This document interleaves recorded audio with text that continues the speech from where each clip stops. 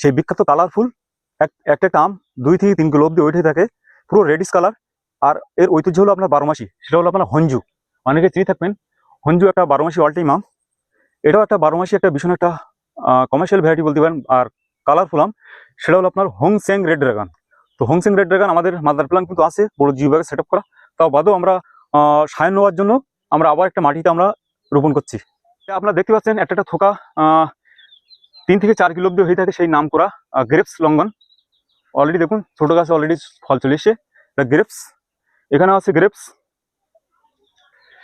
এটাও আপনার গ্রেপস, তার নমুনা আপনারা দেখতে পাচ্ছেন, শুধু ফলনটা দেখুন। এটা আছে আপনার ভিয়েতনাম সাইগান। এখানে দেখতে পাচ্ছেন 4 সিজন। তারপরে এটাও দেখুন আপনার 4 সিজন। তারপরে এটাও 4 সিজন। মূলত আমরা 4 সিজন 3খানা বসাইছি মাদার প্ল্যান্ট হিসেবে। এটা হলো আপনার রেড ক্রিস্টাল। তারপরে এটা দেখতে পাচ্ছেন রেড পিংপং। অলরেডি কিন্তু এখন একটু বর্ষা পড়ে গেছে বলে কালারটা তো আসছে না, অলরেডি কিছু কিছু কালার রেডিশ আসছে। এটা হলো সেই রেড পিংপং। আছে আপনার জায়েন্ট লঙ্ঘন। আবার একটা নতুন একটা ভ্যারাইটি এখনো আপনার মার্কেটে পাবেন না, এটার নাম হলো বিউ-কিউ। নতুন রেয়ার ভ্যারাইটি বিউ-কিউ ইডিউ, নতুন ভ্যারাইটি। আবার একটা নতুন একটা ভ্যারাইটি ফলন দেখতে পাচ্ছেন। এসবগুলো যতগুলো ভ্যারাইটি দেখাচ্ছি এগুলো কিন্তু প্রচুর ডগ প্রজাতির। এটা হলো পেডনামাট। আবার এটা আছে আপনার থাই লঙ্ঘন, আছে দেখুন জম্বু। তারপরে এখানে আছে জায়েন্ট লঙ্ঘন। আর এই দুখানা আছে, দুখানা আমি চায়নায় বসাচ্ছি মাদার প্ল্যান্ট। এটা হলো চায়না লঙ্ঘন, এরও ভীষণ একটা উচ্চ ফলনশীল একটা ভ্যারাইটি চায়না লঙ্ঘন। আর এখানে দেখুন দুখানা বসাচ্ছি আপনার পিংপং। আর ওদিকে তো আপনার হোয়াইট অ্যারমোডিয়াম, আরও প্রচুর ভ্যারাইটি আছে, কাটাপাতা সিডলেস, ভিয়েতনাম জম্বু। আবার যদি আপনারা এখানে দেখেন এখনকার বর্তমানে ভীষণ একটা নামকরা ভ্যারাইটি, সেটা হলো ভ্যালেন্সিয়ার বেরি ভ্যালেন্সিয়া, খুবই একটা ভালো ভ্যারাইটি। তো এটা আমরা মাটিতে মাদার হিসেবে বসাবো। আর এখানে দেখুন আপনারা যদি দেখেন সব আপনার ভিয়েতনাম কাঁঠাল। তারপরে এখানে আছে আপনার অরুণিকা, অম্বিকা, পীতাম্বর, পুষা মনোহারি, অরুণিমা, লালিমা, পুষা সুরিয়া। তারপরে একটা আছে আপনার শ্রীলঙ্কার একটা ভ্যারাইটি কালাবাড়ি, একটা 12 মাসি ভ্যারাইটি, ভীষণ খেতে খুব সুস্বাদু আমটা। আর এটা আছে আপনার সোরাঙ্গনা তো আছে, তারপরেও এত সুন্দর ভ্যারাইটিটা আর একটা না বসাই পারলাম না। তো এখানে দেখতে পাচ্ছেন কিছুদিন আগে আমি একটা ভিডিও দিয়েছিলাম, এখানকার এই যে ভিয়েতনাম সুপার আলী কাঁঠাল অলরেডি কিন্তু গাছগুলো সেটিং হয়ে গেছে লাইন ভোর। আপনারা যদি দেখেন লাইন। হ্যালো বন্ধুগণ, আশা করি ভালো আছেন। আমি লিটন আর আপনারা দেখছেন ইমন নার্সারি। তো আবারও আপনাদের মাঝে সুন্দর একটা প্রতিবেদন নিয়ে চলে এসেছি। যারা ইতিমধ্যে আপনারা কমার্শিয়াল হিসেবে কিছু ফার্মিং করতে চান তাদেরই জন্য, যারা গাছ প্রেমিক লোক তাদেরই জন্য আজকের ভিডিওটি।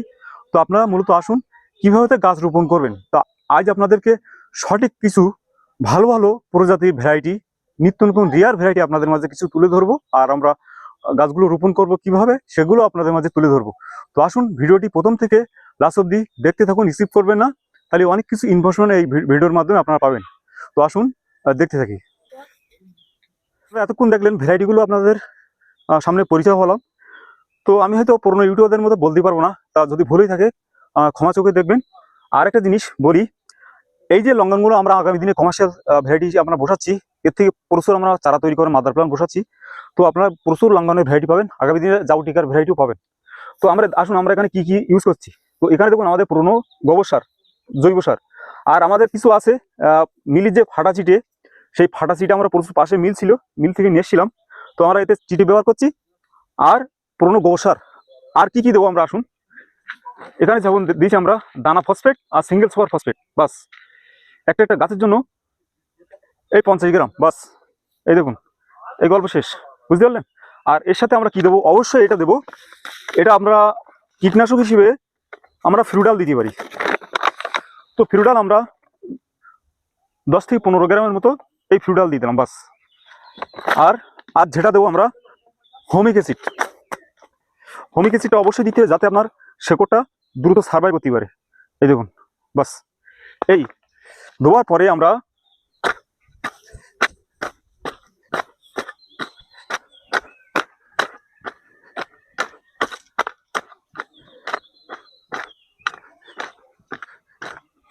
তো দেখলেন আমরা সুন্দর করে একটু কোপাই নিলাম। নেওয়ার পরে না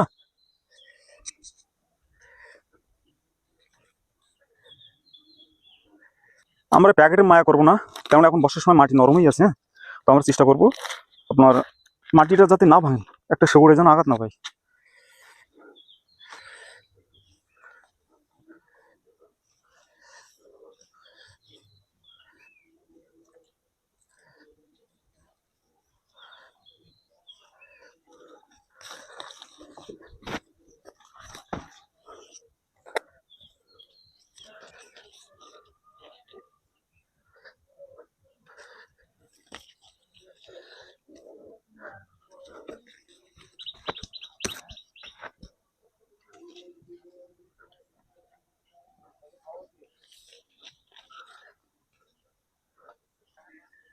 দেখলেন আমাদের অলরেডি গাছ রোপণ করা রেডি। তো আমরা রোপণ করার পরে কি করব, এরকম অবশ্যই এর গায়ে একটা ধরা দেবো, অবশ্যই ধরা দেবো।